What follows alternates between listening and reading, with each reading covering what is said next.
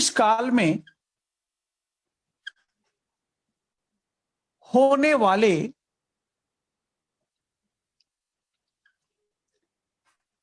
किसान विद्रोह, इस टॉपिक पर हम लोग चर्चा कर रहे थे। किसान विद्रोह अथवा आंदोलन, पिछले क्लास में हम लोग का विषय यही था। इस विषय पर हम लोग चर्चा कर रहे थे और चर्चा के दौरान हमने प्रकाश डाला था, हमने बताया था कि ब्रिटिश काल में जो किसान आंदोलन होते हैं उनको सबसे पहले हम दो भागों में बांट करके अध्ययन करेंगे और दो भागों में बांटने के पीछे हम लोग का मुख्य उद्देश्य क्या है कि किसान आंदोलनों के बीच हम कुछ मौलिक अंतर देखते हैं, उनके कैरेक्टर में, उनके प्रकृति में, उनके स्वरूप में हम कुछ मौलिक अंतर देखते हैं।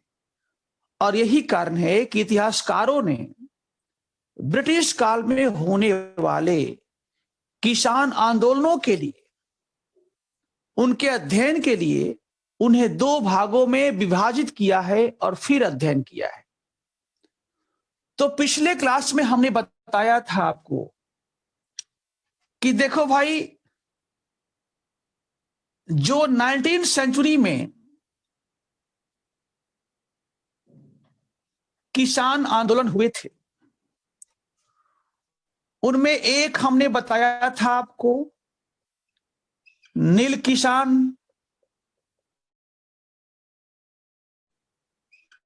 नील किसान विद्रोह, इंडिगो रिवोल्ट। फिर हमने कहा था दक्कन कृषक विद्रोह, दक्कन कृषक विद्रोह। और और एक था पबना कृषक विद्रोह, कृषक विद्रोह। यानी कि 19वीं सेंचुरी में सबसे खास तीन किसान विद्रोह हुए थे। इसमें दो बंगाल में मैंने बताया था, नील किसान विद्रोह और पबना, ये दोनों बंगाल में हुए थे। और तीसरा जो है दक्कन कृषक विद्रोह, यह हुआ था महाराष्ट्र में हुआ था। कहां हुआ था? महाराष्ट्र में। इसके बारे में हम लोग पिछले क्लास में अध्ययन कर चुके हैं, पढ़ चुके हैं। और आज हमारा विषय होगा 20वीं सदी, 20वीं सदी में होने वाले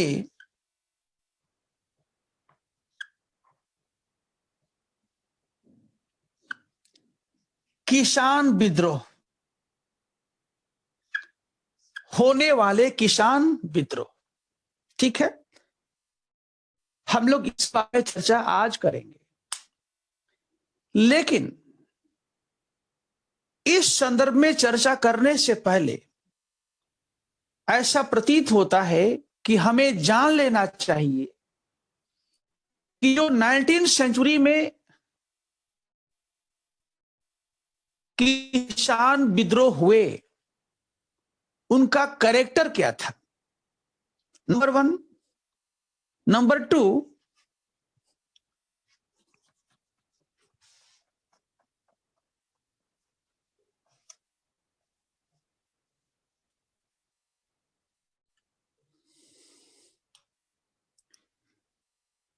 उन्नीसवीं सदी में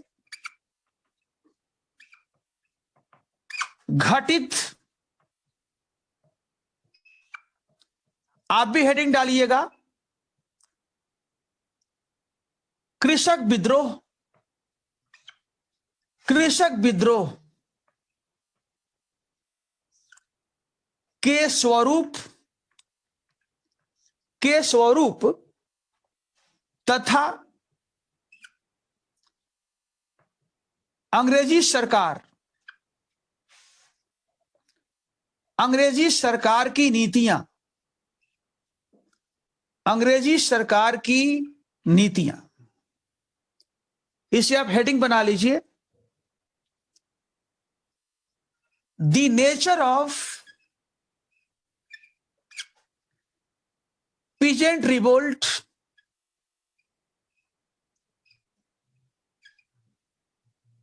of 19th century and the British policy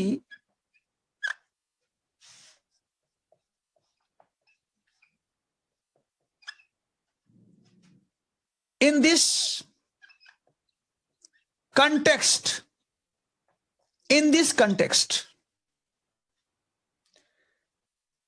the nature of peasant revolt of 19th century and the British policy in this context, इस संदर्भ में ब्रिटिश सरकार की नीति।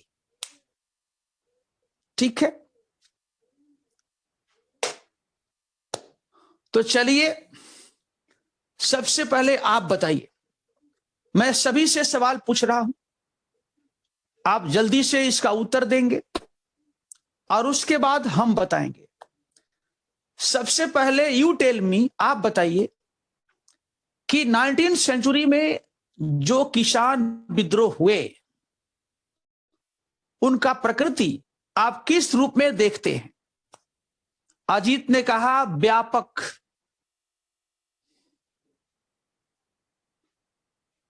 संशोधन, आकाश ने कहा संशोधन, गुड पॉइंट। वैधानिक, अजीत ने कहा वैधानिक, ठीक है। और कोई?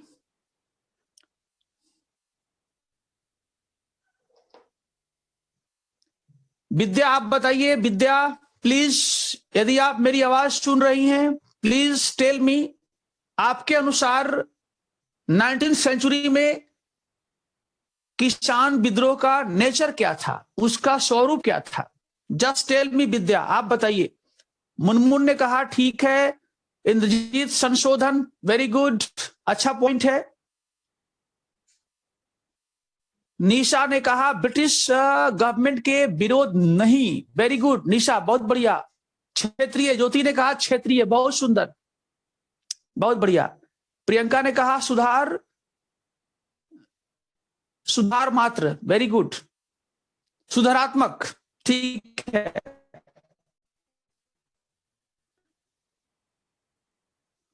बहुत बढ़िया आप लोग का प्रयास है भाई, बहुत ही अच्छा प्रयास है आप लोग का, ठीक है। अमन ने कहा पुनर्स्थापनावादी, वेरी गुड अमन, बहुत बढ़िया, ठीक है।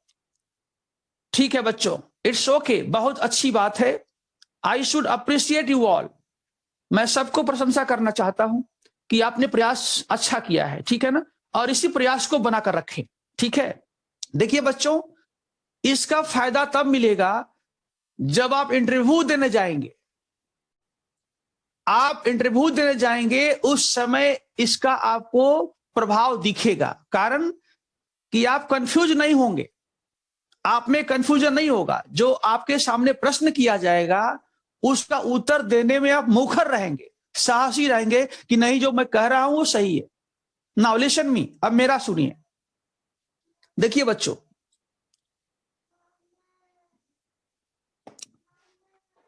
मैं लिखता हूं, पीछे से आप भी लिखिएगा।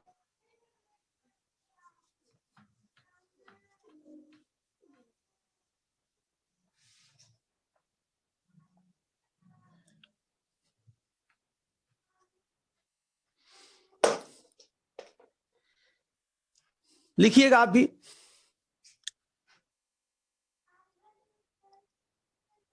सबसे पहला है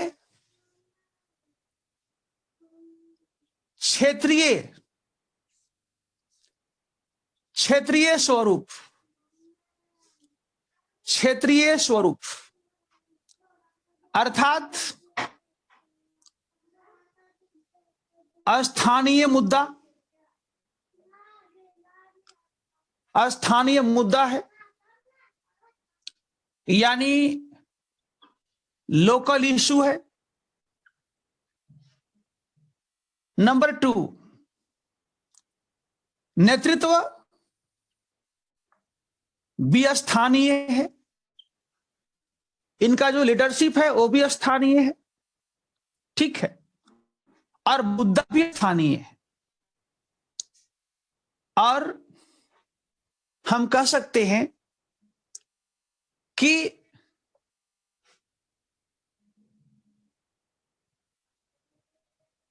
संगठन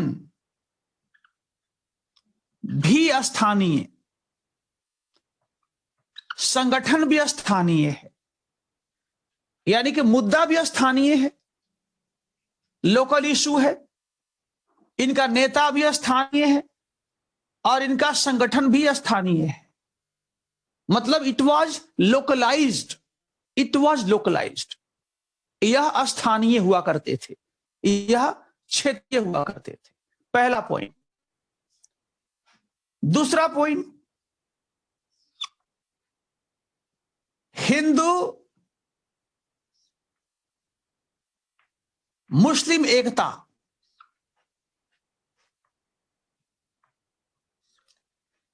हिंदू मुस्लिम एकता बनी रही। बहुत बड़ा पॉइंट है, बहुत बड़ा पॉइंट है। हिंदू मुस्लिम एकता बनी रही, यानी इनका स्वरूप सांप्रदायिक नहीं था। Number 2 point. नंबर 3,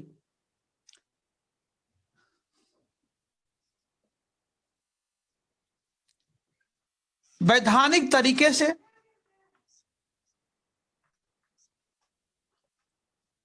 अपनी मांग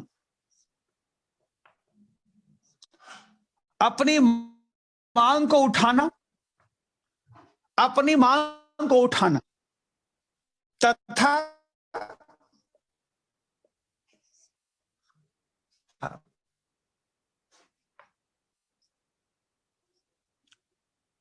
हिंसात्मक गतिविधियों से दूर रहना, गतिविधियों से दूर रहना,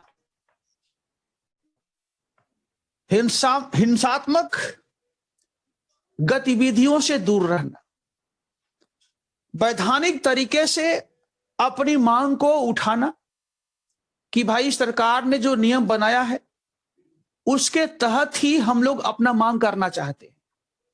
जो सरकार ने हमें अधिकार दिया है, हम अपने अधिकार को प्राप्त करना चाहते हैं। हम कोर्ट में जाएंगे, हम कचहरी में जाएंगे, हम प्रशासन से सहायता लेंगे, लेकिन हम हिंसक नहीं बनेंगे। हम हिंसात्मक गतिविधियों को हम प्रोत्साहन नहीं देंगे। बहुत अच्छी बात है। नंबर 4, नंबर 4 क्या है? नंबर 4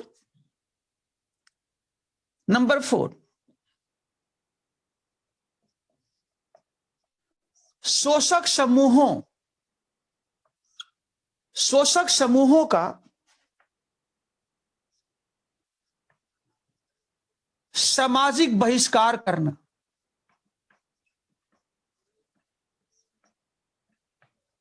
सामाजिक बहिष्कार करना, शोषक समूहों को सामाजिक बहिष्कार करना। आपको याद होगा, आप चाहे तो लिख भी सकते हैं, आपको याद होगा कि जब दक्कन विद्रोह हुआ था, जब दक्कन विद्रोह हुआ था, जरा याद कीजिए आप, तो वहां पर किसानों की मूल समस्या क्या थी कि उनका शोषण जो कर रहा था वो साहूकार कर रहे थे। क्योंकि दक्कन विद्रोह में आप देखेंगे कि लैंड रेवेन्यू का दर इतना अधिक था कि किसान देने में सक्षम नहीं था। जब किसान देने में सक्षम नहीं था तो किसान अपना भूमि को साहूकारों के पास गिरवी रखता था कि भाई मुझे कुछ पैसा दो ताकि हम सरकार को टैक्स दे सके, सरकार को रेवेन्यू दे सके। और साहूकार क्या करता था कि किसान तो पढ़ा लिखा था नहीं, तो किसानों के अज्ञानता से फायदा उठा करके कचहरी में, कोर्ट में जाकर के और फर्जी कागज बना करके उस जमीन पर अपना अधिकार कर लेता था। और इसी बात को लेकर के देखेंगे आप कि दक्कन विद्रोह के समय गांव के किसानों ने एकजुट होकर के और महाजनों के घर पर आक्रमण किया, मारा नहीं, केवल आक्रमण किया। आक्रमण करके जितने फर्जी कागज थे उनको ले लिया और आग में जला दिया। और साथ ही साथ पूरे गांव में घोषणा किया कि अब कोई भी आदमी इसके घर पर न तो खाना खाने जाएगा और न कोई काम करेगा। यानी यदि गांव में वॉशरमैन है, धोबी है, तो वह इसका कपड़ा नहीं धोएगा, बार्बर है तो इसका केस नहीं काटेगा, हम लोग भाई हैं तो इसके घर में शादी विवाह होगा, बर्थडे पार्टी होगा तो हम लोग खाना खाने नहीं जाएंगे। सामाजिक बहिष्कार ये कहा हुआ था दक्कन विद्रोह के समय। आप इसे कोष्टक में लिख सकते हो कि फॉर एग्जाम्पल ये दक्कन विद्रोह के समय देखा गया, इसे आप लिख सकते हो। ठीक है बच्चों, तो ये 4 पॉइंट हो गया। अब हम 5वां लेते हैं। देखिए एक चीज ध्यान दीजिएगा, आप सभी को हम बहुत ही गहराई से पढ़ा रहे हैं। ये पढ़ाई जो है सतही नहीं है और इतना आपको किताब से भी नहीं मिलेगा, क्योंकि हम हमेशा जो है कुछ ना कुछ चीजों को गहराई से निकालते हैं। और ये भी नहीं है बच्चों कि हम जो पहले की किताबें हैं उसको पढ़ करके जो चल रहा है चलाते नहीं, हम खुद ही जो है अपने को अपडेट करते हैं। देखिए कल मैंने, आज ही आया है सुबह में मेरे पास 2 किताब आया है। देखिए नया मैंने मंगाया है अमेजन से, देखिए इसको पढ़िए। पंडित नेहरू पर किताब लिखी गई है और कौन लिखा है? फ्रैंक मोरेस। फ्रैंक मोरेस जो है बहुत बड़ा इतिहासकार है, उसने किताब लिखा है पंडित नेहरू पर, ये पंडित नेहरू पर है। और ये किताब जीना पर है। देखिए केवल जीना पर लिखा गया है। नाम किताब का है the soul spokesman. The soul spokesman यानी मुसलमानों के ओर से एकमात्र बोलने वाला व्यक्ति, इस किताब का टाइटल है। सोल स्पोक्समैन का मतलब कि मुसलमानों के लिए केवल हम ही बोलेंगे, दूसरा कोई मुसलमान नहीं बोलेगा। तो हमेशा अपने आप को हम अपडेट करते हैं। ठीक है, चलिए अब मैं 5वां लेता हूं।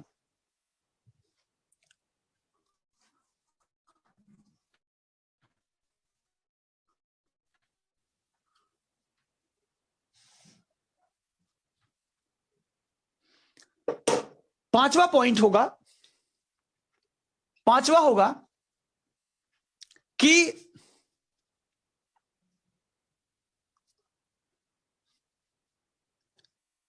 किसान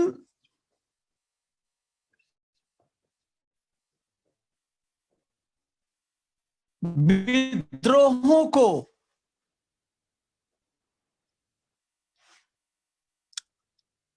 तत्कालीन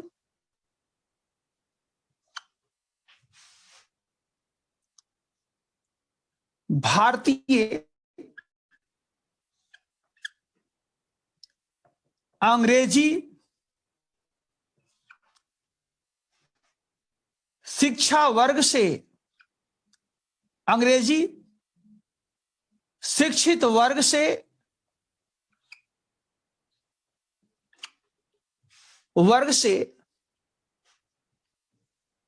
समन्वय बनाना।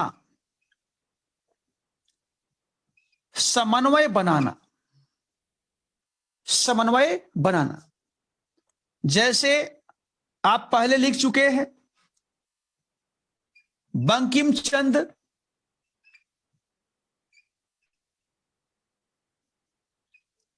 चटर्जी, आरसी दत्त, आनंद मोहन बोस,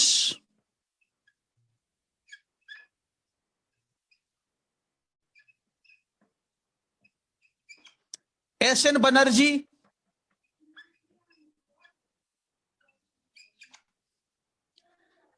एमजी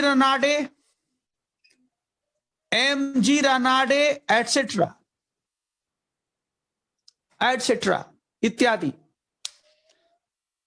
बंकिम चंद्र चटर्जी, नील आंदोलन, R C Dutt, Pabna, Anand Mohan Bose, Pabna, S N Banerjee, Pabna, M G Ranade, Deccan, ये सब क्या है?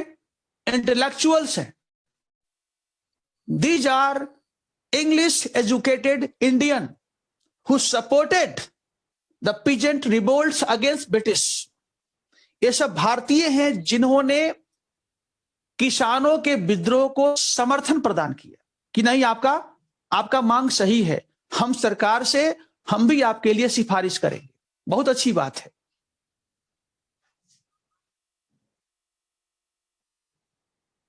ठीक है,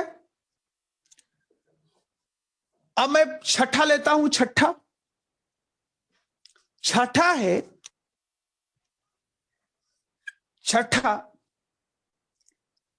कि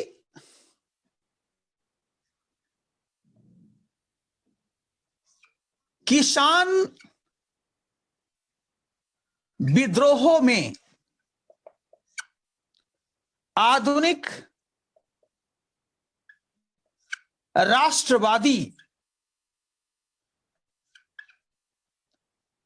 चेतना का अभाव था। आधुनिक राष्ट्रवादी चेतना का अभाव, ये बहुत बड़ा पॉइंट है। किसान आंदोलनों में आधुनिक राष्ट्रवादी चेतना का अभाव है। क्या है? अभाव है। वो कैसे भैया? वो कैसे? प्रियंका ध्यान से सुनो। उजाला मिश्रा, उजाला आई है कि नहीं भाई? उजाला,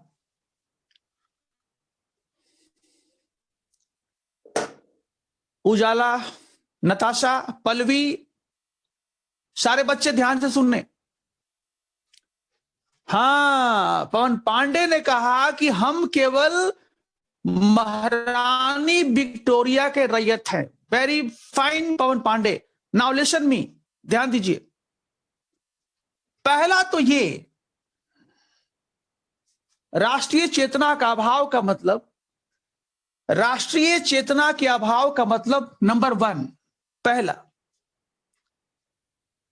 इनको पता नहीं, नॉट नोइंग देयर रियल एक्सप्लॉइटर।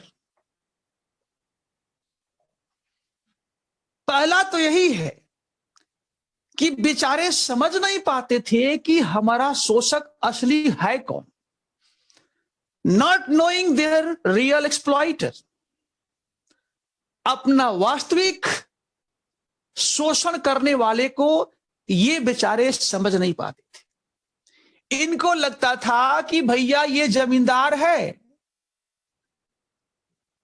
और ये महाजन है, यानी मनी लेंडर है, और ये सौदागर है, और ये सौदागर है।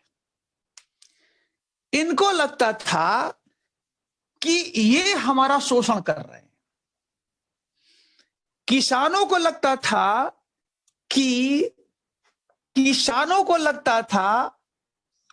कि they are exploiting us, they are exploiting us, ये सब हमारा शोषण कर रहे हैं। बट दुर्भाग्य तो ये है कि इस बात को किसान नहीं समझ पाए कि these are what? The creation of British empire ये नहीं समझ पाए कि they are the creation of what. देखिए, ब्रिटिश एम्पायर, ये तीनों के तीनों जो है ब्रिटिश सरकार के 3 बच्चे हैं, 3 चाइल्ड्स, 3 बच्चे हैं। ये नहीं समझ पाए कि ये तीनों के तीनों क्या हैं? इंस्ट्रूमेंट, इंस्ट्रूमेंट,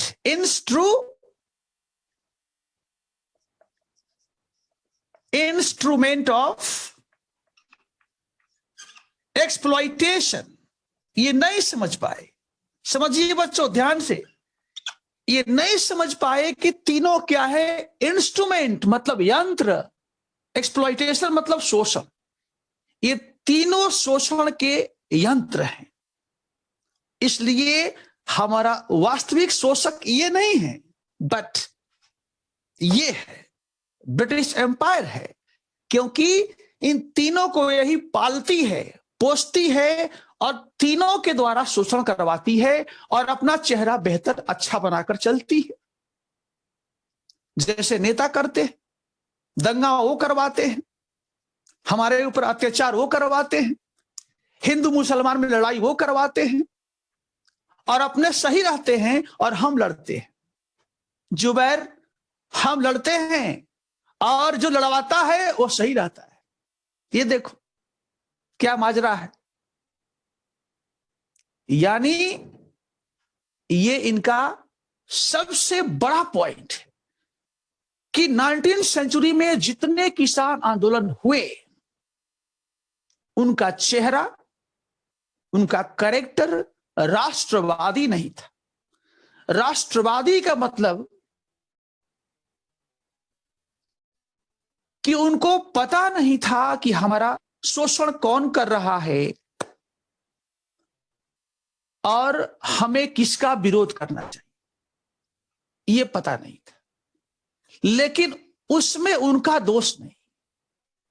यहां पर आप जब लिखेंगे बच्चों, तो इस बात को हमेशा ध्यान रखना है कि इसके लिए आपको किसानों को दोषी नहीं मानना है, किसानों को आलोचना नहीं करना है।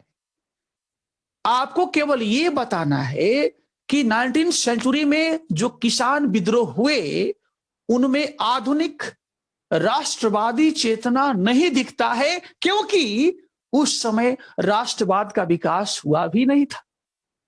Is it clear? आप लिखेंगे क्योंकि उस समय राष्ट्रवाद का विकास नहीं हुआ था। जब हुआ नहीं था तो हम कैसे अपेक्षा करें कि बेचारे जाने? जो पढ़ा लिखा है उसको समझ में नहीं आया कि what is imperial system and what is colonial system, तो जो भैया नहीं पढ़ा है उससे क्यों अपेक्षा करते? समझ गए बात को? समझ गए? तो जैसा कि आप देखेंगे कि पबना किसान विद्रोह में किसानों ने कहा कि हम केवल महारानी विक्टोरिया के रैयत हैं। अमन, महारानी विक्टोरिया के रैयत हैं। इसका मतलब साफ साफ है, इसका मतलब साफ साफ है कि we are not against Maharani Victoria, we support her, we are against zamindar. हम जमींदार के खिलाफ हैं, हम सरकार के खिलाफ नहीं। तो ध्यान रखना, ये सब आपने जो लिखा है ये 19वीं सेंचुरी के किसान विद्रोहों का स्वरूप था, उनका कैरेक्टर था। Is it clear? अब हम चर्चा करेंगे कि इन विद्रोहों के प्रति सरकार का रवैया कैसा था, सरकार की नजरिया कैसा था, सरकार की नीति क्या थी, हम इसके बारे में चर्चा करेंगे। तो आप हेडिंग डालिए ब्रिटिश पॉलिसी, लिखिए British policy towards peasant revolt.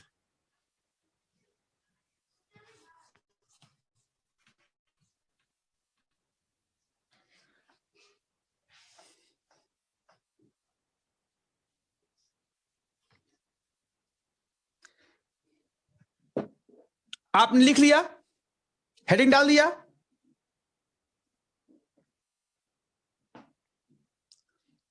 British सरकार की किसान विद्रोहों के प्रति नीतियां। Very good Priyanka.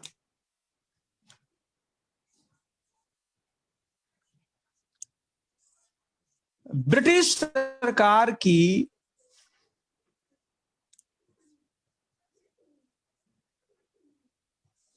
किसान विद्रोहों के प्रति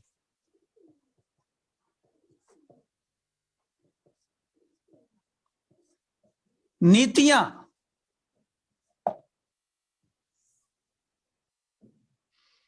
ठीक है, लिखिए।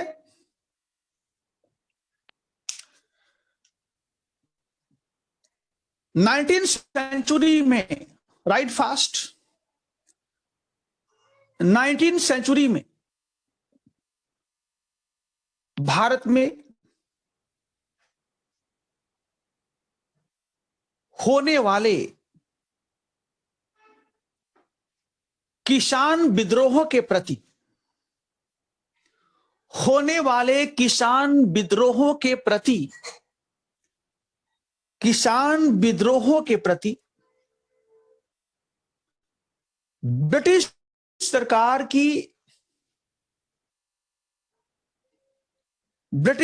की नीति,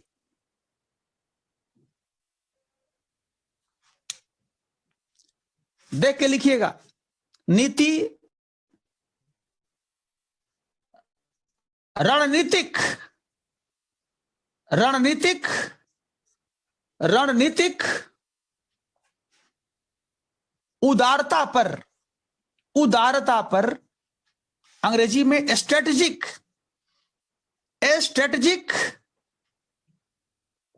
लिबरलिज्म, अंग्रेजी में स्ट्रेटेजिक लिबरलिज्म पर आधारित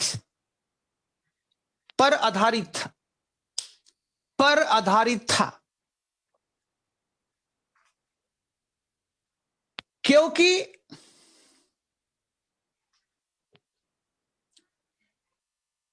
किसान प्रत्यक्ष रूप से नंबर वन, क्योंकि के बाद आप ऐसे डैश डालेंगे, ऐसे डैश, इसके बाद नीचे नंबर वन, क्योंकि किसान प्रत्यक्ष रूप से साम्राज्य विरोधी नहीं थे, प्रत्यक्ष रूप से साम्राज्य विरोधी नहीं थे। ब्रैकेट में लिखिए, हम केवल, देखिए ऐसे, ये ब्रैकेट हो गया और ये हो गया सिंगल इन्वर्टेड कॉमा, ये हो गया सिंगल इन्वर्टेड कॉमा, यहां बंद हो जाएगा, ऐसे करके यहां बंद हो जाएगा। लिखिएगा, हम केवल ब्रिटिश महारानी विक्टोरिया के रैयत हैं। क्लोज कर दीजिए उसको, इन्वर्टेड कॉमा को क्लोज कर दीजिए। हम केवल ब्रिटिश महारानी विक्टोरिया के रैयत हैं, क्लोज कर दीजिए। नंबर 2 पॉइंट, दूसरा पॉइंट इसी में, ये पहला हो गया, दूसरा पॉइंट लिखिए, ये किसान विद्रोह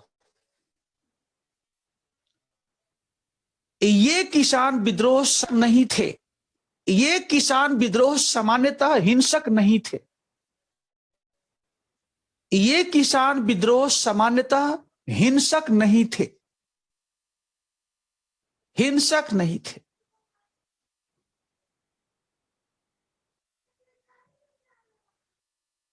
नंबर 3,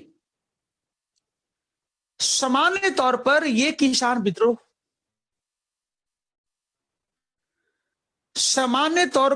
किसान विद्रोह कानूनी मर्यादा कानूनी मर्यादा के अंतर्गत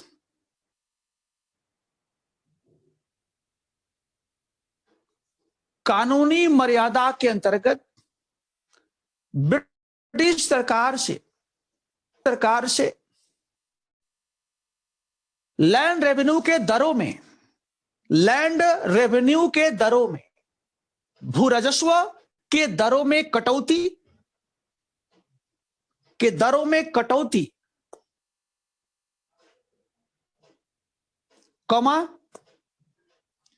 जमींदारों तथा महाजनों से सुरक्षा,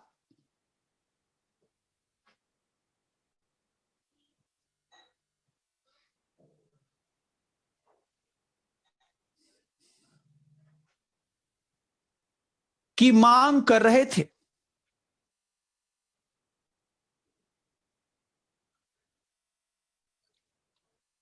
पैरा बदल करके, पैरा चेंज करके लिखना है।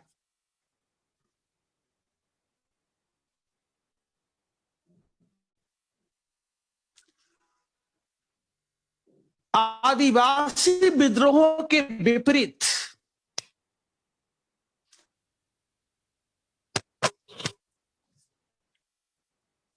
ब्रिटिश सरकार ने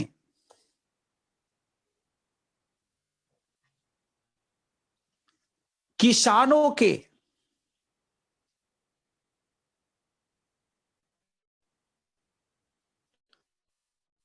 उचित मांगों का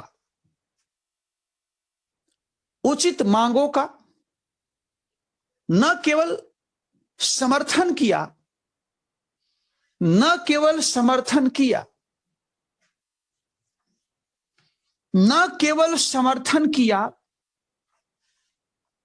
बल्कि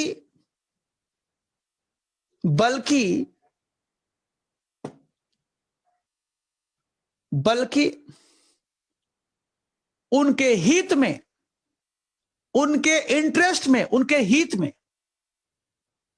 कुछ कानून भी पारित किया या कुछ कानून भी बनाया। जैसे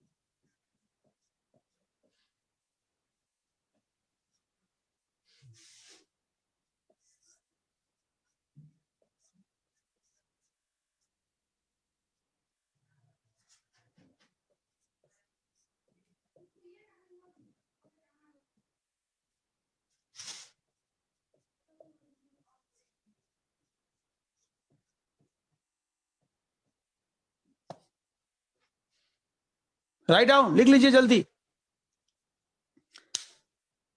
से जल्दी इसे लिख लीजिए। दी टेनेंसी एक्ट, टेनेंसी का मतलब होता है काश्तकारी। The tenancy act of 1859, the Bengal tenancy act यानी कि बंगाल काश्तकारी अधिनियम 1885, Deccan agricultural relief act, Deccan कृषक राहत अधिनियम। आप पहले इसे लिखे हैं।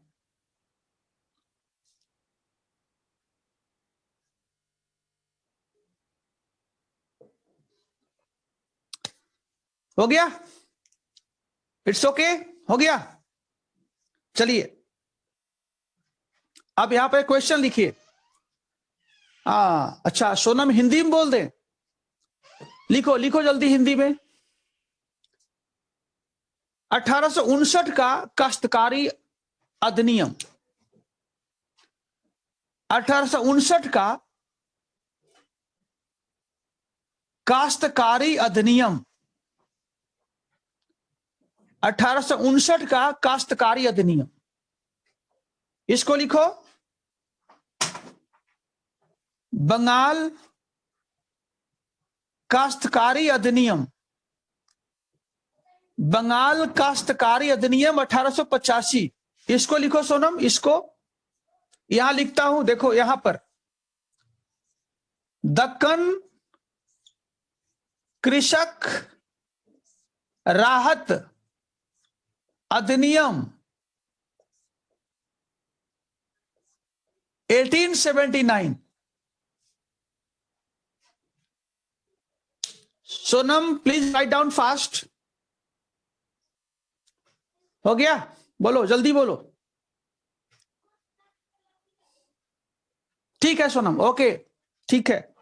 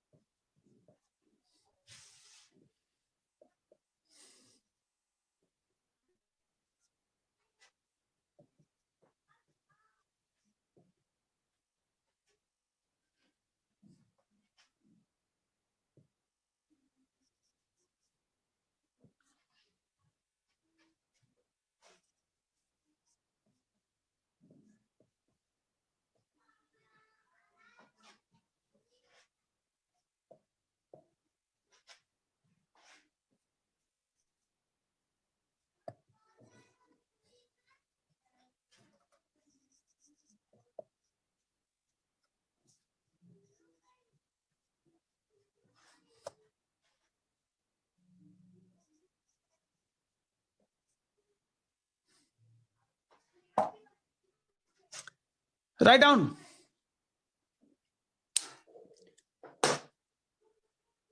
क्वेश्चन है, क्वेश्चन ये है,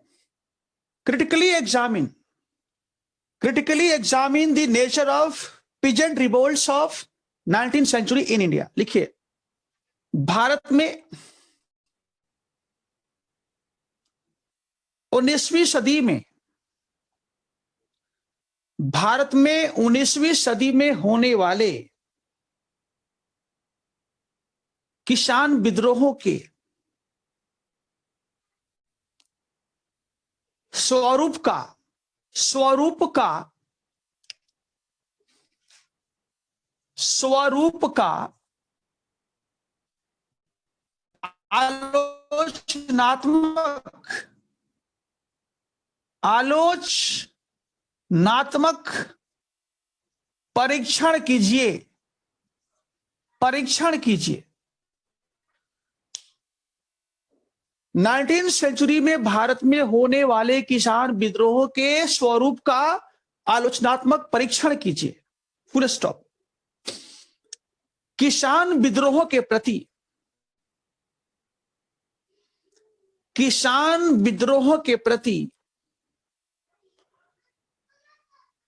अपनाई जाने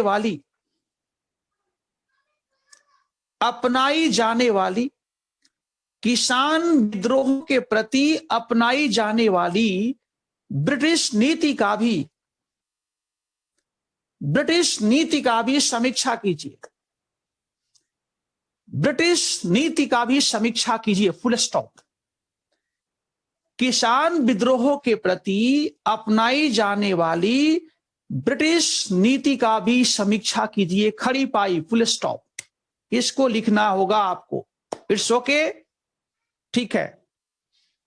देखिए, बहुत हम लोग अच्छा काम कर रहे हैं, बहुत अच्छा काम कर रहे हैं। लॉकडाउन में कुछ नहीं हो रहा है बच्चों, ठीक है। इस लॉकडाउन में कुछ नहीं हो पा रहा है, मैं बता दूं आपको। देखिए,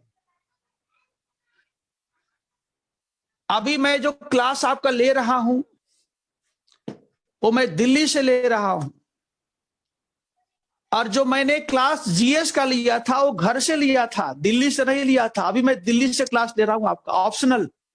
जब से शुरू हुआ है तब से मैं दिल्ली में हूं, और यहां कुछ नहीं हो रहा है। बड़े बड़े कोचिंग जो है ना, संस्थान, सब डिसअपियर, समाप्त। बच्चे कंफ्यूज्ड हैं। मैं तो रोज आता हूं, देखता हूं बच्चों की स्थिति क्या है। अभी कोई दिल्ली में स्थिति अभी भी बहुत बढ़िया नहीं है, ठीक है। तो इससे फायदा उठाइए आप, ध्यान दीजिएगा। अगले साल क्या होगा, यूपीएससी का परीक्षा होगा, तो देखेंगे कि बहुत सारे बच्चे, इस लॉकडाउन में पढ़ाई लिखाई थोड़ा सा ढिलाई तो हो ही गया है, और इसी में जो लगा रहा वो निकल जाएगा। एक साल है केवल, 2021 में जो एग्जाम होगा थोड़ा आसान होगा, 22 से फिर कंपटीशन तगड़ा हो जाएगा, काफी डिफिकल्ट हो जाएगा। इसलिए लगातार लगे रहिए, ठीक है। हाँ, नेक्स्ट पॉइंट। अब मैं लेता हूं 20वीं सदी में होने वाले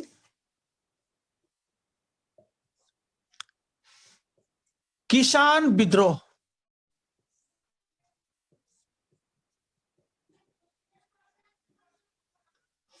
20वीं सदी में होने वाले किसान विद्रोह, ठीक है। Champaran, Kheda,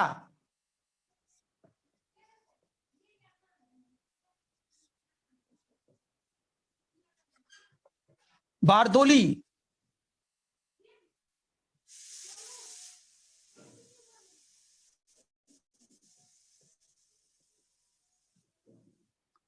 Moplah,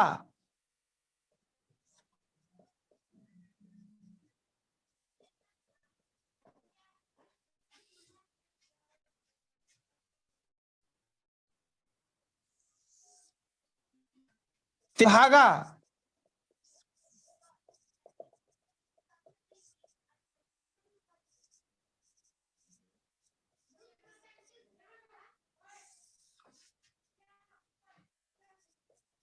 Telangana,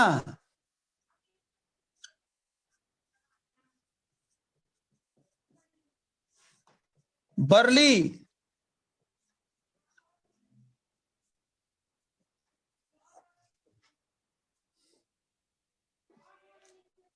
right fast.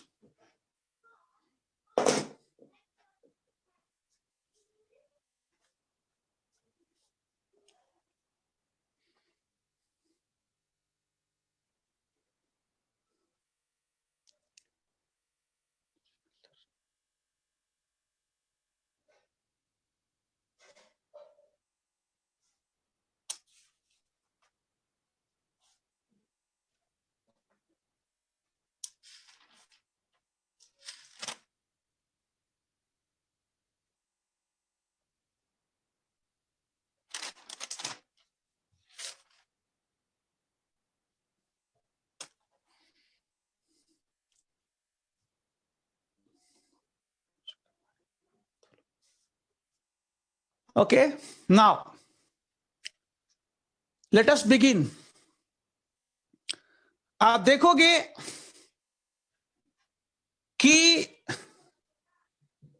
20वीं सदी में भी भारत में अलग अलग क्षेत्रों में किसान आंदोलन हुआ, और इन किसानों के द्वारा जो मांग किया गया, जो इनका संगठन था, जो इनका क्रिया पद्धति था, वह पहले से अलग था, वह पहले से कुछ अलग था। इनका जो कैरेक्टर है, जो इनका स्वरूप है, उसमें भी आप देखोगे अंतर नजर आता है। तो आइए इसके बारे में थोड़ा हम अध्ययन करते हैं। तो सबसे पहला लेते हैं हम चंपारण किसान विद्रोह। हेडिंग डालिए, चंपारण किसान विद्रोह। चंपारण किसान विद्रोह या चंपारण किसान आंदोलन।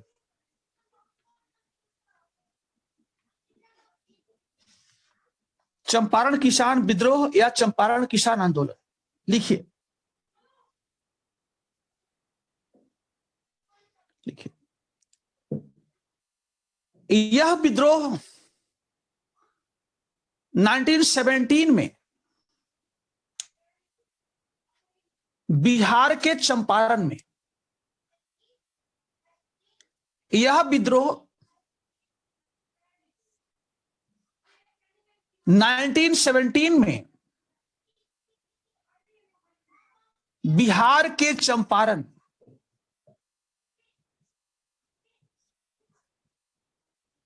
में हुआ,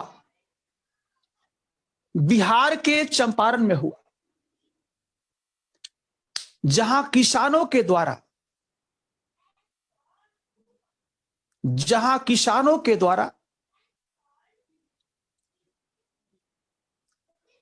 3 कठिया पद्धति का 3 कठिया पद्धति का कठिया 3 कठिया पद्धति का विरोध किया गया। 3 कठिया पद्धति का विरोध किया गया।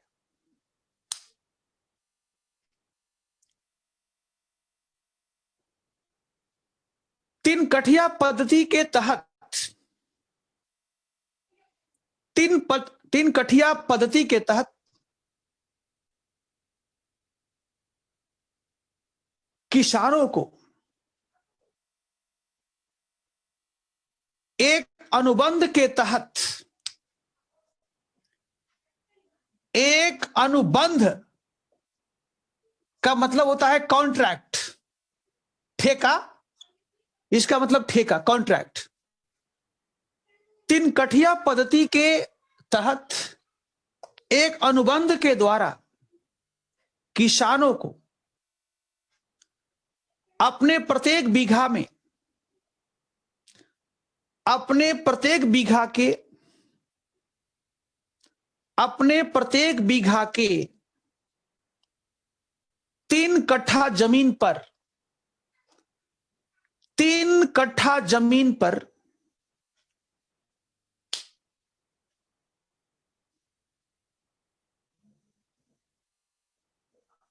ब्रिटिश नील बागान के मालिकों के लिए, ब्रिटिश नील बागान के मालिकों के लिए, नील बागान के मालिकों के लिए नील की खेती करना पड़ता था, नील की खेती करना पड़ता था, नील की खेती करना पड़ता था।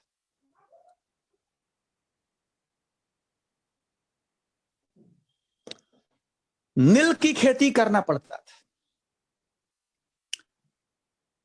देखिए, बाद में जर्मनी में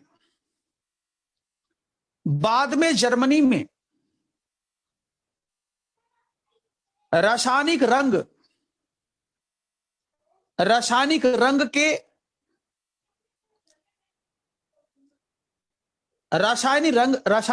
के आविष्कार हो जाने से, बाद में जर्मनी में रासायनिक रंग के आविष्कार हो जाने से बाजार में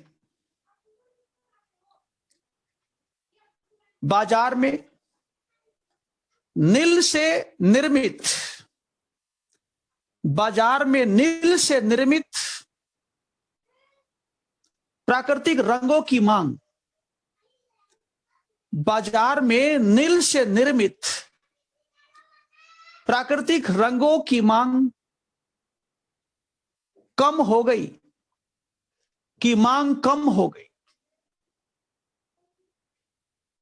जिसके कारण ब्रिटिश बागान के मालिकों का जिसके कारण ब्रिटिश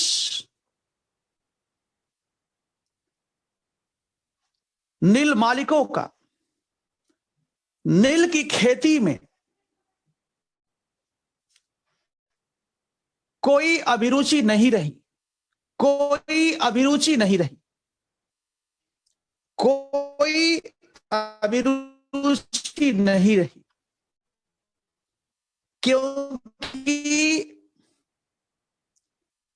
क्योंकि अब व्यापार में, क्योंकि अब नील के व्यापार में अधिक लाभ नहीं था, क्योंकि अब नील के व्यापार में अधिक लाभ नहीं था।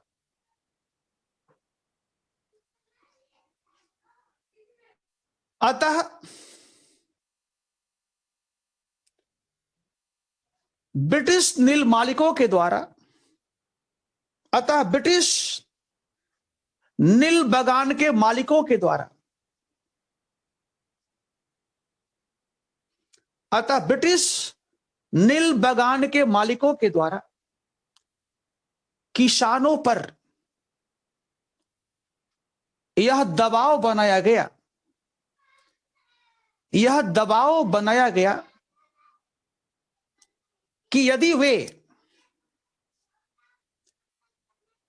वे अनुबंध से मुक्ति चाहते हैं, यदि वे अनुबंध से मुक्ति चाहते हैं, मतलब कॉन्ट्रैक्ट, यदि वे अनुबंध से मुक्ति चाहते हैं, तो इसके लिए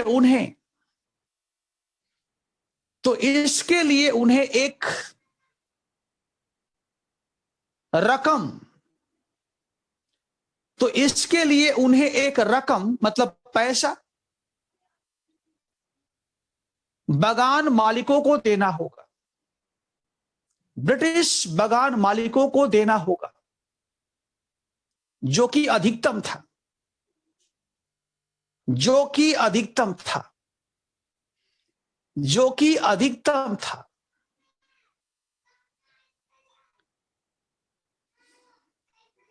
फुल स्टॉप। एक स्थानीय किसान राजकुमार शुक्ल, एक स्थानीय किसान राजकुमार शुक्ल चंपारण के किसानों की समस्याओं को, एक स्थानीय किसान राजकुमार शुक्ल चंपारण के किसानों की समस्या को गांधी के समक्ष, गांधी के सामने प्रस्तुत किया, गांधी के सामने प्रस्तुत किया, जो अभी अभी साउथ अफ्रीका से लौटे थे, गांधी के सामने प्रस्तुत किया, जो अभी अभी साउथ अफ्रीका से लौटे थे, साउथ अफ्रीका से लौटे थे।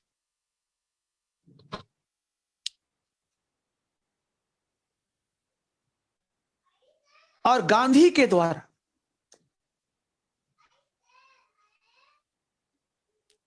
चंपारण के किसानों की समस्याओं को, गांधी के द्वारा चंपारण के किसानों की समस्याओं को लेकर,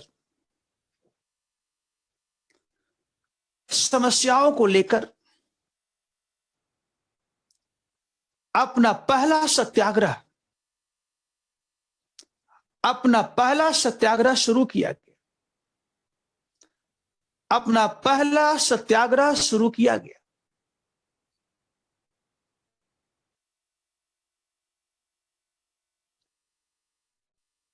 और जिसमें गांधी को सफलता मिली, और जिसमें गांधी को सफलता मिली, और जिसमें गांधी को सफलता मिली, और चंपारण के किसानों को खुशी, जिसमें गांधी को सफलता मिली तथा चंपारण के किसानों को खुशी, फुल स्टॉप। चंपारण किसान विद्रोह में, चंपारण किसान आंदोलन में, चंपारण किसान आंदोलन में गांधी के साथ ही साथ, गांधी के साथ ही साथ कई और नेताओं ने भी, कई और राष्ट्रवादी नेताओं ने भी, कई और राष्ट्रवादी नेताओं ने भी अपना बहुमूल्य योगदान दिया, अपना बहुमूल्य योगदान दिया, अपना बहुमूल्य योगदान दिया। जैसे राजेंद्र प्रसाद, बोर्ड देखना जरा, महादेव देसाई,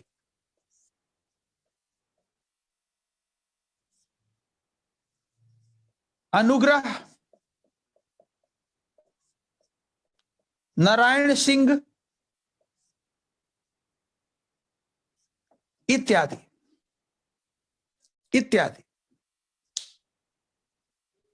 लिखिए, महान कवि रविन्द्रनाथ टैगोर ने,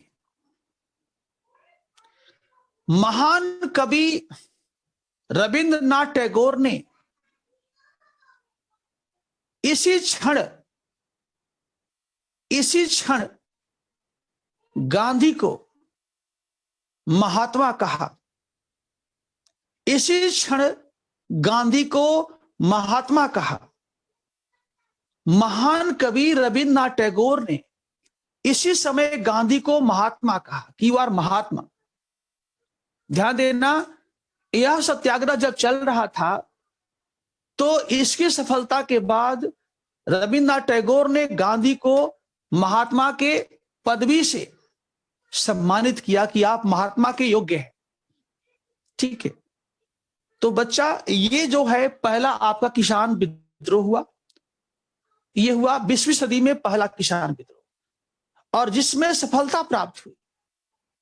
और ध्यान रखना, साउथ अफ्रीका आने के बाद प्रयोगशाला जो पहला बनता है वह चंपारण बनता है, जहां गांधी ने अपने आप को आजमाने का प्रयास किया कि जिस अस्त्र को लेकर के वे साउथ अफ्रीका से यहां आए हैं, उस अस्त्र की मारक क्षमता क्या है, उसका सफलता का दर क्या है, और इसमें उनको अपेक्षित सफलता प्राप्त हुई। अगला हेडिंग डालिए, खेड़ा, खेड़ा किसान विद्रोह, खेड़ा किसान विद्रोह, खेड़ा किसान विद्रोह। गुजरात, खेड़ा किसान विद्रोह गुजरात, खेड़ा किसान विद्रोह गुजरात। लिखिए,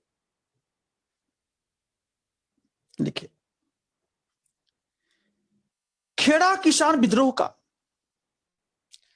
खेड़ा किसान विद्रोह का मुख्य कारण है, मुख्य कारण है, खेड़ा किसान विद्रोह का मुख्य कारण है कि सूखा के कारण, सूखा के कारण फसल, सूखा के कारण फसल बर्बाद हो गए, सूखा के कारण फसल दुष्प्रभावित हो गए, बर्बाद हो गए। लेकिन सरकार के द्वारा, लेकिन सरकार के द्वारा न तो लैंड रेवेन्यू को माफ किया गया, न तो लैंड रेवेन्यू को माफ किया गया, और न ही उसमें कटौती किया गया। न तो लैंड रेवेन्यू को माफ किया गया और न ही उसमें कटौती किया गया, न ही उसे माफ किया गया और न ही उसमें कटौती किया गया, जिसके कारण खेड़ा के किसानों जिसके कारण खेड़ा के किसानों के समस्या को लेकर, जिसके कारण खेड़ा के किसानों की समस्या को लेकर गांधी जी ने अपना दूसरा सत्याग्रह शुरू किया, अपना दूसरा सत्याग्रह शुरू किया, अपना दूसरा सत्याग्रह शुरू किया, जिसमें विट्ठल भाई पटेल, विट्ठल भाई पटेल, इंदुलाल याग्निक, इंदुलाल याग्निक,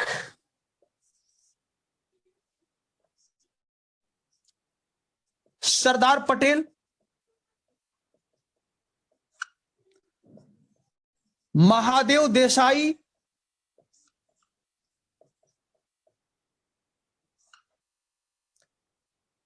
जैसे नेताओं ने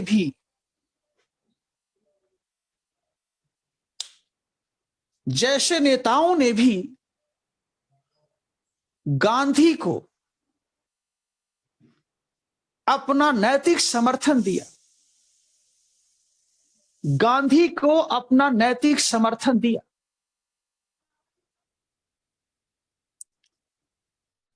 अंततः ब्रिटिश सरकार ने किसानों की मांगों को स्वीकार किया। अंततः ब्रिटिश सरकार ने किसानों की मांगों को स्वीकार कर लिया और कहा, ब्रिटिश सरकार ने किसानों की मांगों को स्वीकार कर दिया और कहा कि जो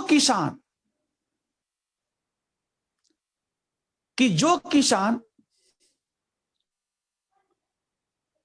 रेवेन्यू देने में सक्षम नहीं है, जो किसान रेवेन्यू देने में सक्षम नहीं है, वे नहीं दे। जो किसान लैंड रेवेन्यू देने में सक्षम नहीं है, भू राजस्व देने में सक्षम नहीं है, वे न दें। लेकिन जो सक्षम है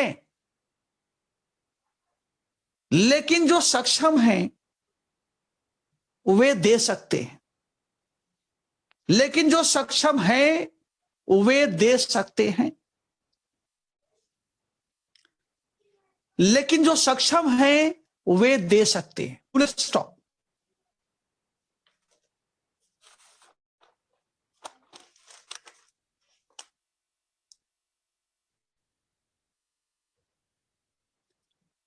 ठीक है, अगला पॉइंट लिखिए। देखिए, ये सब कुछ ऐसे जो है घटनाएं हैं जिसका परीक्षा में उल्लेख तो करना होगा ना भाई। मान लीजिए हम समीक्षा करेंगे या हम उल्लेख करेंगे, तो हमारे पास अपनी बातों को जस्टिफाई करने के लिए या एग्जाम्पल देने के लिए कुछ हमारे पास तथ्य तो होना चाहिए। जब तक हमारे पास फैक्ट्स नहीं होगा तो हम अपनी बातों को जस्टिफाई कैसे करेंगे। इसलिए कम से कम हमारे पास कुछ रेलिवेंट फैक्ट्स होना जरूरी है, ताकि हम अपनी बातों को कह सकें, उसे सही ठहरा सकें। और इसलिए हम इन घटनाओं के बारे में थोड़ा थोड़ा आपको लिखवा रहे हैं, ताकि जो प्रश्न आएगा उस समय कम से कम आपके पास कुछ आपके पास तथ्य रहना चाहिए। ठीक है, तो अगला लिखिए नंबर 3, मोपला विद्रोह। मोपला विद्रोह, मोपला विद्रोह।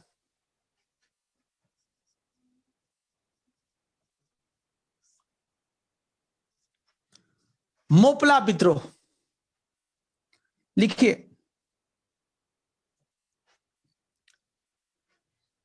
केरल में, केरल में मालाबार के क्षेत्र में, मालाबार के क्षेत्र में खिलाफत प्लस असहयोग आंदोलन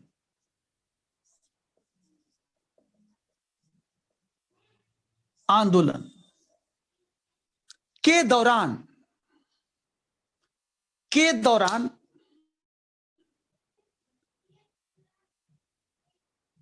किसानों का आक्रोश भी उभर कर आया।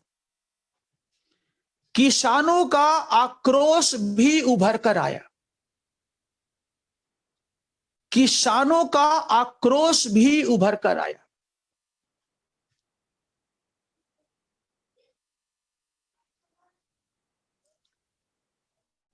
मालाबार के क्षेत्र में,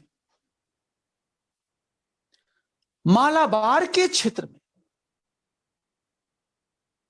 अधिकांश किसान मुस्लिम थे।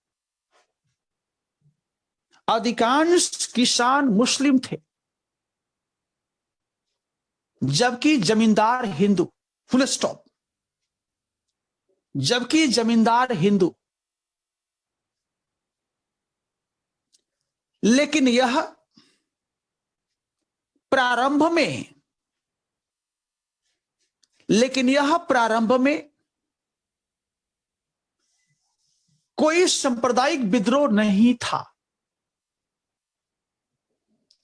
कोई सांप्रदायिक विद्रोह नहीं था।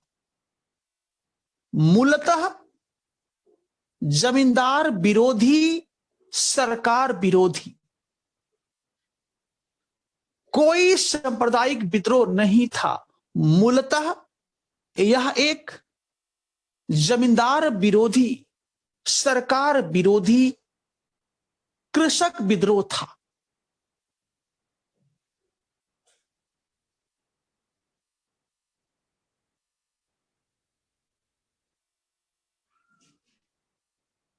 इस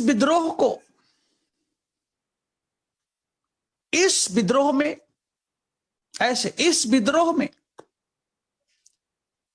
किसानों की समस्याओं को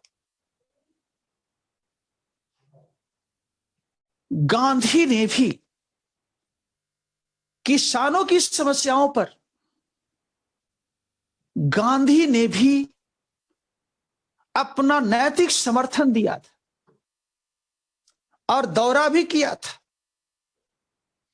गांधी ने भी अपना नैतिक समर्थन दिया और दौरा भी किया।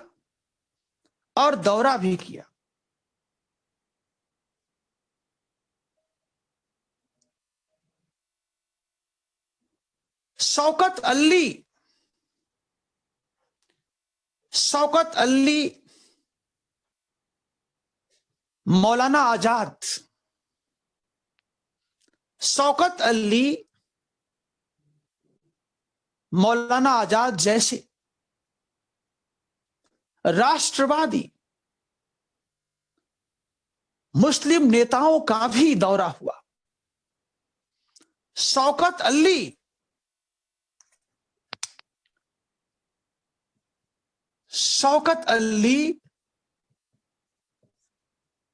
मौलाना आजाद जैसे नेताओं का भी मालाबार के क्षेत्रों में दौरा हुआ। मालाबार के क्षेत्रों में दौरा हुआ।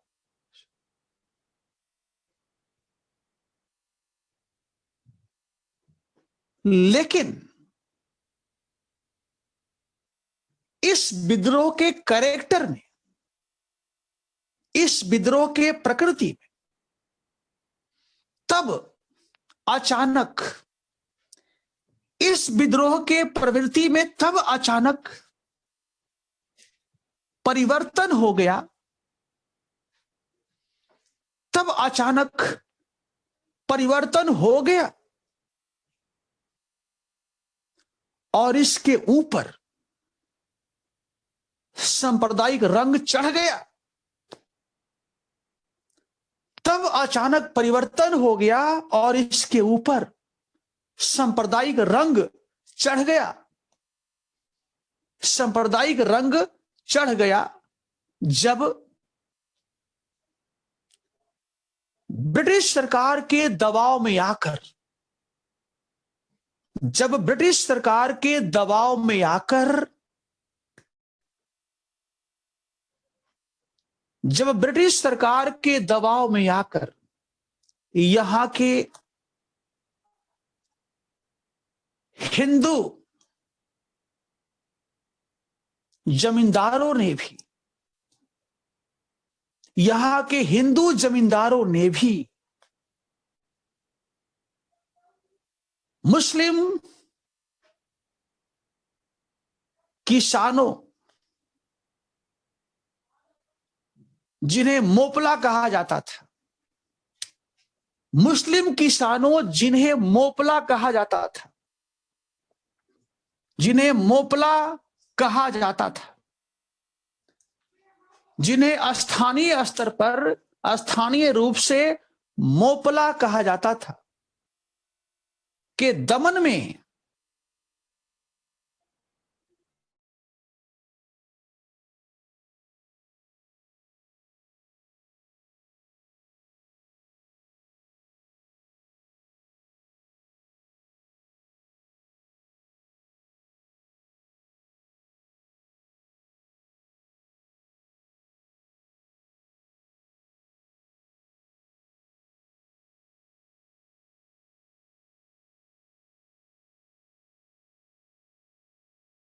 तो ये आपका है मोपला विद्रोह।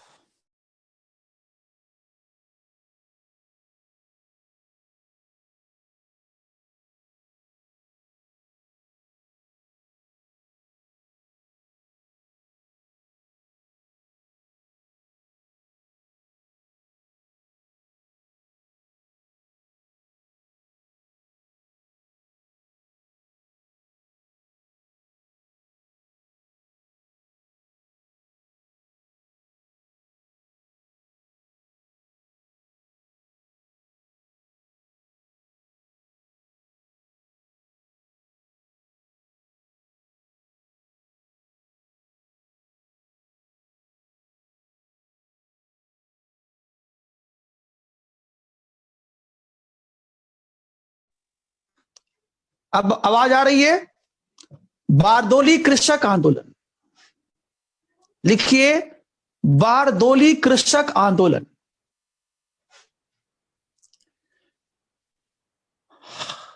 अजीत, लास्ट में हमने कुछ बोला नहीं था, ठीक है? अच्छा, मैं बोलता हूं।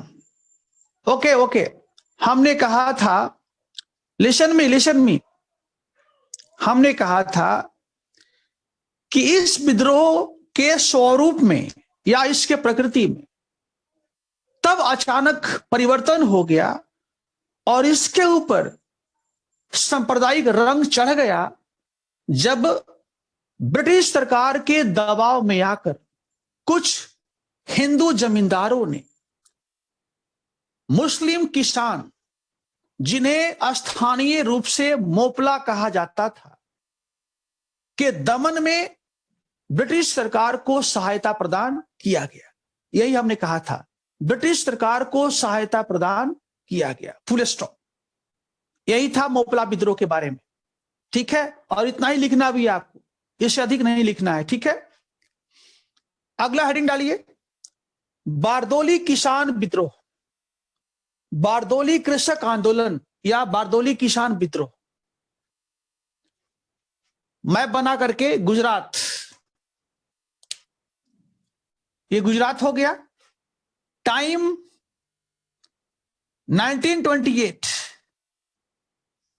1928, 1928।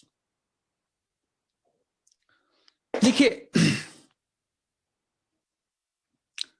बारदोली, संक्षेप में लिखना है सबको। बारदोली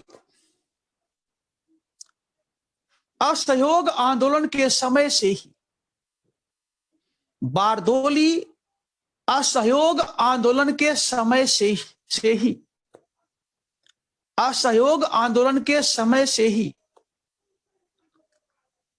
गांधीवादी आंदोलन का केंद्र बनते जा रहा था। गांधीवादी आंदोलन का केंद्र बनते जा रहा था। केंद्र बनते जा रहा था।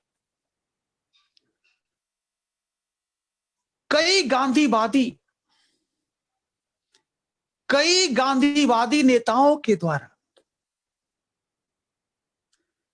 कई गांधीवादी नेताओं के द्वारा बारदोली के क्षेत्र में किसानों, आदिवासियों के बीच, रचनात्मक कार्यक्रम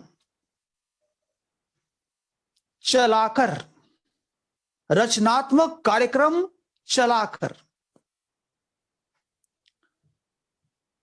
उनके सामाजिक, आर्थिक, सांस्कृतिक जीवन में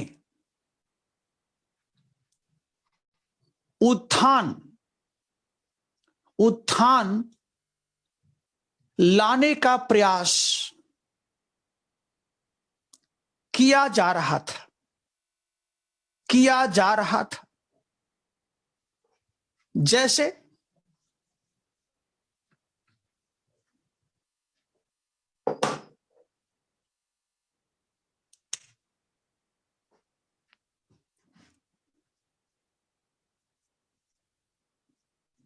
कुंवर जी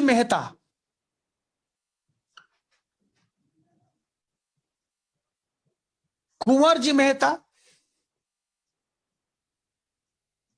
दयाल जी देसाई, लिखिए, जैसे कुंवर जी मेहता, दयाल जी देसाई, कल्याण जी मेहता इत्यादि,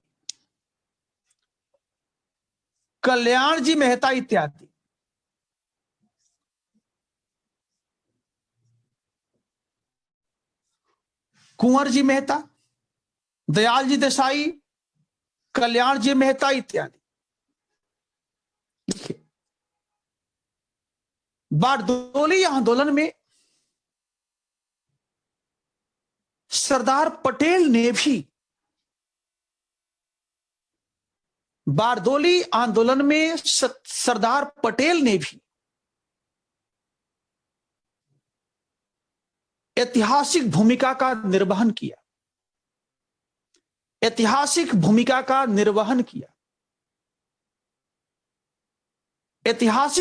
अदा किया, जिसके कारण बारदोली के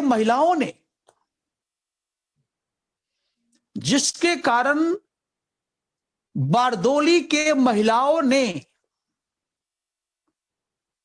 वल्लभ भाई पटेल को, बारदोली के महिलाओं ने वल्लभ भाई पटेल को सरदार वल्लभ भाई पटेल बना दिया। ध्यान देना बच्चों, वल्लभ भाई पटेल को सरदार वल्लभ भाई पटेल बना दिया। सरदार महिलाओं के द्वारा उपाधि दिया गया। ध्यान रखना, बारदोली के महिलाओं ने ही वल्लभ भाई पटेल को कहा कि आप सरदार हैं, आपका आकार क्या है, सरदार की तरह है, आपका काम क्या है, सरदार की तरह है। Full stop. लिखिए, बारदोली के क्षेत्र में आदिवासियों की स्थिति बहुत खराब थी। बारदोली के क्षेत्र में आदिवासियों की स्थिति बहुत दयनीय थी, बहुत ही दयनीय थी। उन्हें लोग काली पराज कहते थे। उन्हें स्थानीय लोग काली पराज कहते थे, काली पराज कहते थे। उन्हें स्थानीय लोग काली पराज कहते थे, यानी जंगलों में रहने वाला काला व्यक्ति, यानी जंगलों में रहने वाला काला व्यक्ति, black man living in the forest, जंगलों में रहने वाला काला व्यक्ति, कमा दे करके आदिवासियों के बीच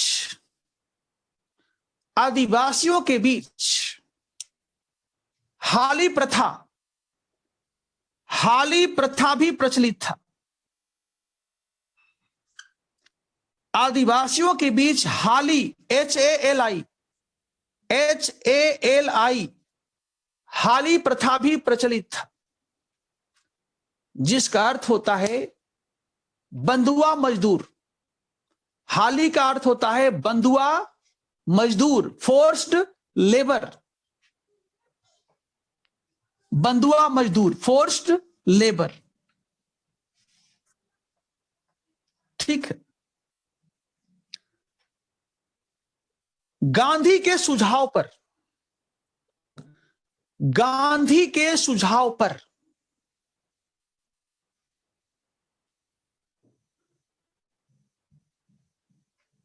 यहां के आदिवासियों को, गांधी के सुझाव पर यहां के आदिवासियों को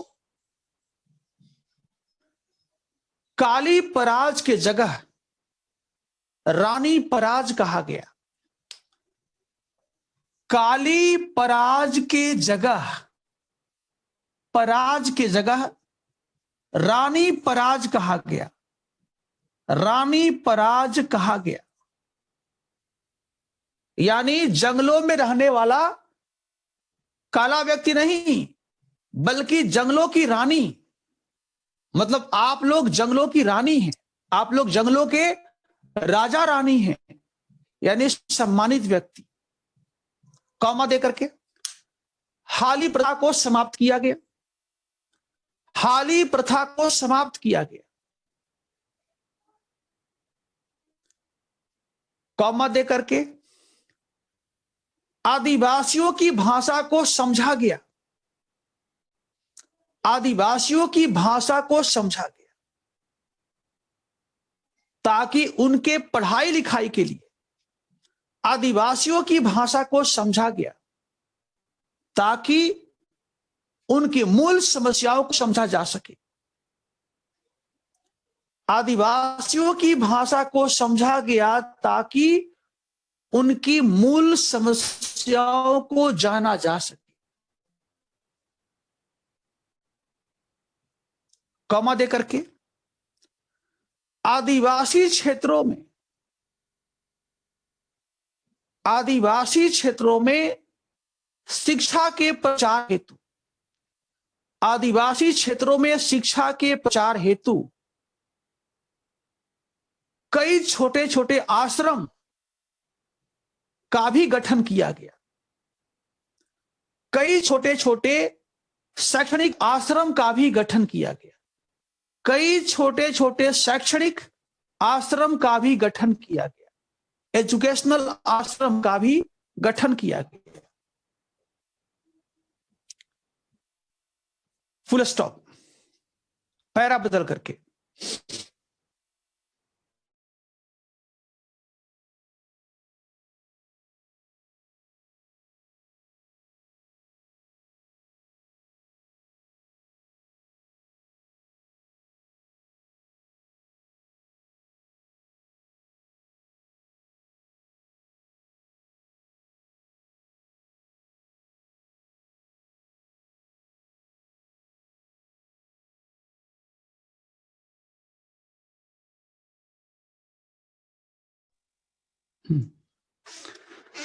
बच्चों, I am very sorry, extremely I am sorry. Light जाने के कारण जो है कुछ नेट में समस्या आ गई थी, लेकिन मैं लगातार 10 मिनट से प्रयास कर रहा था, लेकिन मुझे लिंक नहीं मिल पा रहा था। ठीक है, चलिए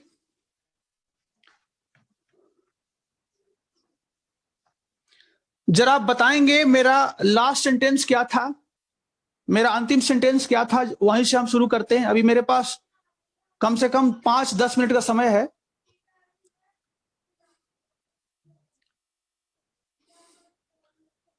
अंतिम सेंटेंस क्या था? एजुकेशन आश्रम। ठीक है, आगे बढ़िए, आगे बढ़िए, लिखिए लिखिए। पैरा बदलने के बाद, पैरा बदलने के बाद, गांधी के द्वारा, थोड़ा फास्ट लिखिए, गांधी के द्वारा बारदोली के किसानों की, गांधी द्वारा बारदोली के किसानों की भी समस्या को उठाया गया। बारदोली के किसानों की भी समस्या को उठाया गया। उनका मूल समस्या था, उनका मूल समस्या था अधिकतम राजस्व, अधिकतम भू राजस्व की वसूली। उनका मूल समस्या था अधिकतम भू राजस्व की वसूली, की वसूली।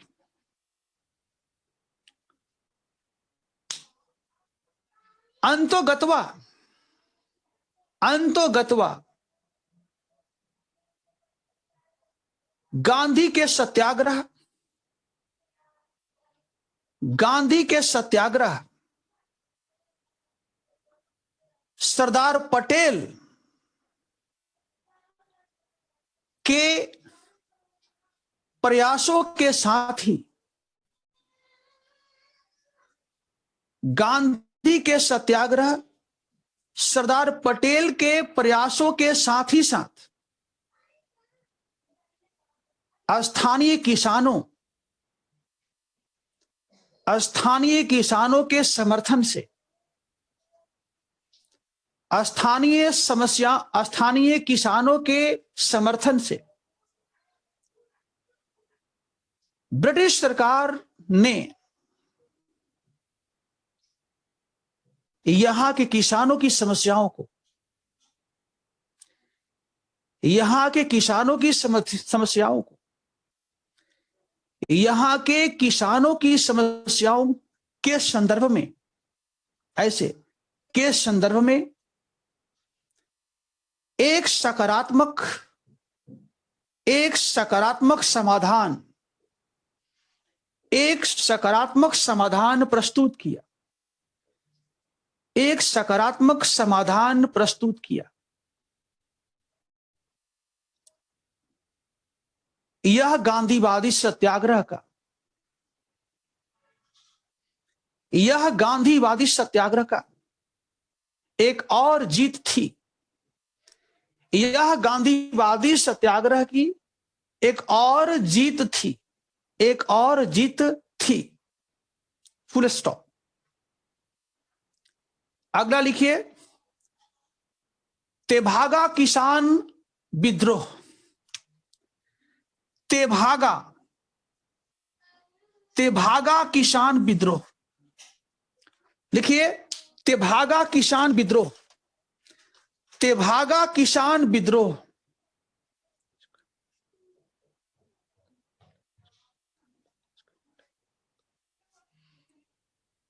तेभागा किसान विद्रोह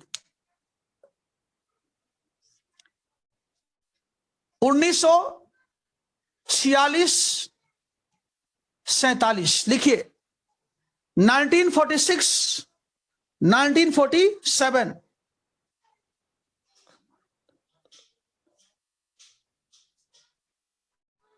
लिखिए दूसरा पॉइंट इसी में, यह विद्रोह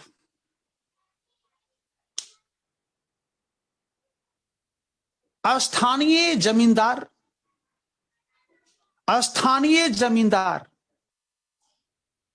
साहूकार तथा ब्रिटिश सरकार के विरुद्ध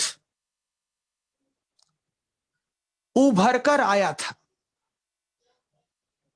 उभर कर आया था, उभर कर आया था, उभर कर आया था।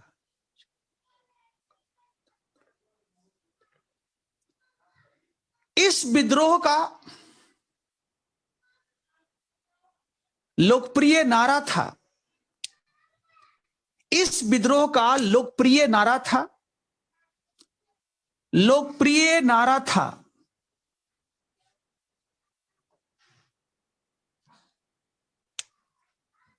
निज खमारो, निज खमारो धान तोलो, निज खमारो धान तोलो। बांग्ला भाषा में है निज खमारो धान तोलो, अर्थात पहले हम का मतलब किसान, पहले हम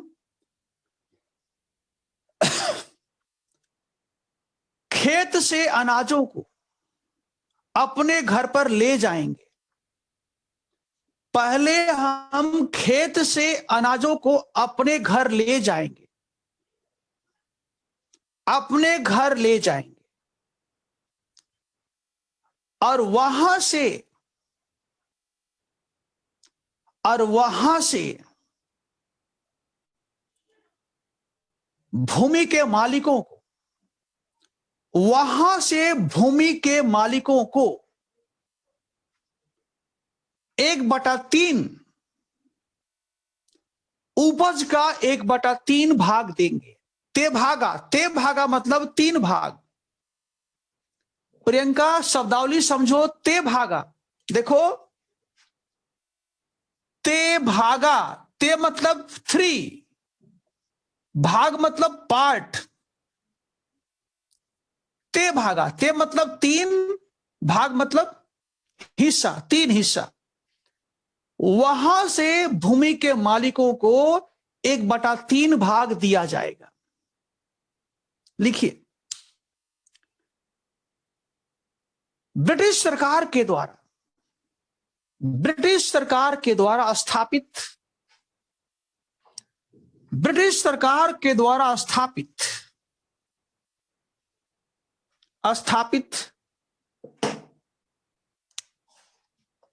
फ्लाउड कमीशन, ऐसे फ्लाउड कमीशन,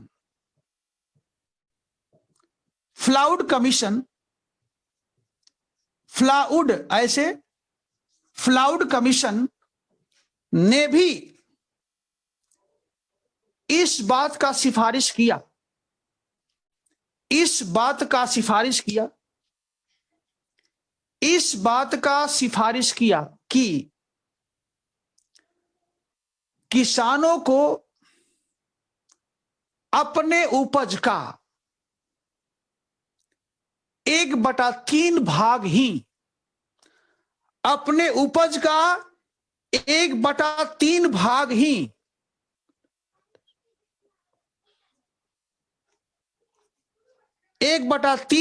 ही भूमि के मालिकों को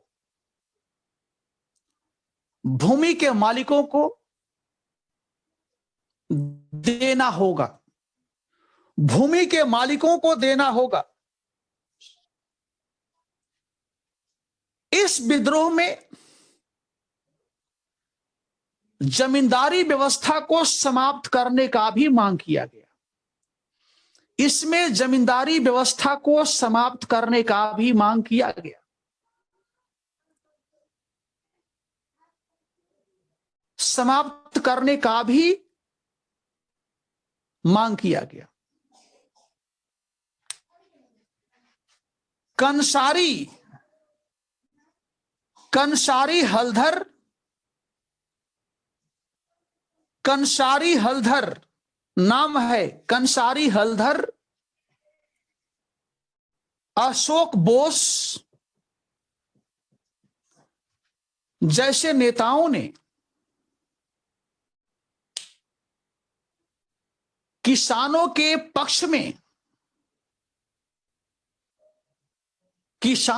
पक्ष में महत्वपूर्ण भूमिका निभाया।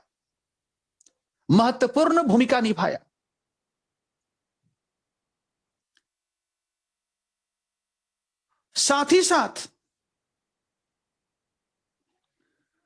कम्युनिस्ट पार्टी ने भी जो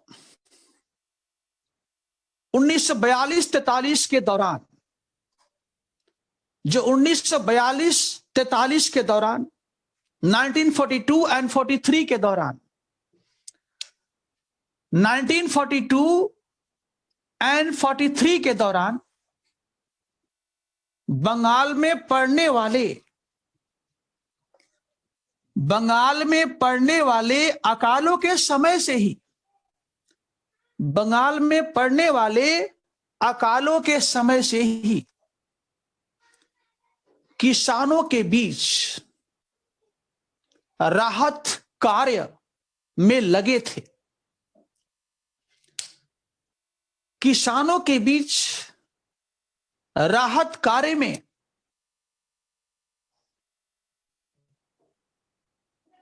महत्वपूर्ण भूमिका निभाया था। राहत कार्य में महत्वपूर्ण योगदान दिया था। फिर सेंटेंस जुड़ जाएगा के द्वारा भी, जो पहले के सेंटेंस से जुड़ जाएगा, के द्वारा भी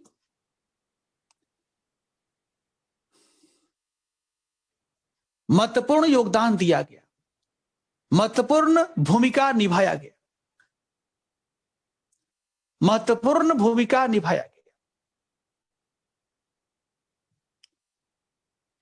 यह आंदोलन 1950 तक चलता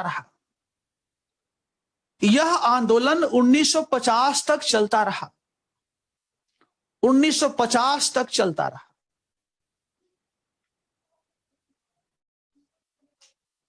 फुल स्टॉप। तो बच्चों, आज का सेवा मेरा समाप्त हुआ। ठीक है, अब कल का जो टॉपिक होगा, इसका जो शेष बचा हुआ है अधिकतम 15 मिनट का, इसमें जो शेष बचा है अधिकतम 10 से 15 मिनट, और इसके बाद कल की क्लास में हम शुरू करेंगे 1857 का विद्रोह। उसको समाप्त करने के बाद हम लोग टॉपिक लेंगे कि भारत में शिक्षा का विकास, एजुकेशन लेंगे, और भारत में पत्रकारिता का विकास। जब इतना हो जाएगा तब जाकर के हम लोग लेंगे भारत में समाज और धर्म सुधार आंदोलन। तो आइए बच्चों, आप सबको मैं छुट्टी करता हूं। God bless you. Okay, have a nice day. Thank you.